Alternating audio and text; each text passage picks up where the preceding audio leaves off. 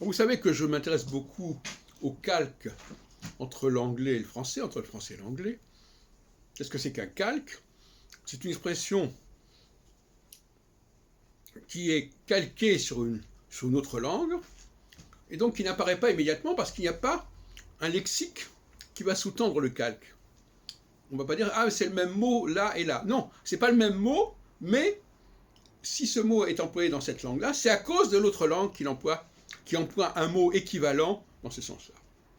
Alors, je vais vous parler d'un cas tout à fait particulier que je n'ai découvert que très récemment. C'est le on anglais. Le on anglais, O-N. Le on anglais, qui est un calque, comme je vais vous montrer pourquoi, un peu comme le some anglais, S-O-M-E, ou le all anglais, O-2-L, A-2-L. Alors, je crois que j'ai déjà parlé de all et de on et de some, qui sont tantôt utilisés au singulier et tantôt utilisés au pluriel, tout comme en français, leurs équivalents, quelque pour some et tout, T-O-U-T, pour all. At all time, par exemple, ça veut dire en tout temps, mais c'est un singulier. Et en même temps, all va être utilisé pour marquer le pluriel. Bon. Cette fois-ci, je vais vous parler de on, qui est un cas encore plus spécial, dont je me suis rendu compte que très récemment.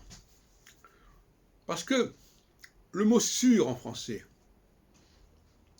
a deux sens, comme le mot quelque et comme le mot tout. C'est-à-dire qu'il veut dire à la fois ce qui est au-dessus, mais aussi ce qui vient après. Alors, si je vous pose la question comme ça, vous allez me dire, je ne vois pas. Ben, par exemple, surlendemain, ça ne veut pas dire au-dessus, ça veut dire le lendemain, ça vient après. Survivre, ça vient après. Ce n'est pas vivre au-dessus. Et nous avons, alors vous me direz, mais quel rapport avec le on? Parce que ça ne se ressemble pas du tout. Alors, on veut dire sûr. En anglais, on, ça veut dire sûr. On the table, sur la table. Mais dans quel cas, en anglais, on voudrait dire après. Voilà la petite colle que je vous suggère et que j'ai d'ailleurs proposé un de ces jours dans un de mes cafés philo. Mais si vous connaissez bien la langue française, quand est-ce que l'on dit, quand est-ce qu'on veut annoncer quelque chose qui est rajouté, on va dire en su. En su. E-N, plus loin S-U-S. En su.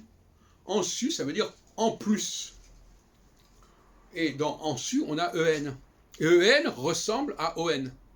Et à mon avis, c'est parce que ce E-N ressemble à O-N que le O-N anglais a ce double sens d'être à la fois sur et plus loin dans l'expression fameuse go on. Go on, continue, continue.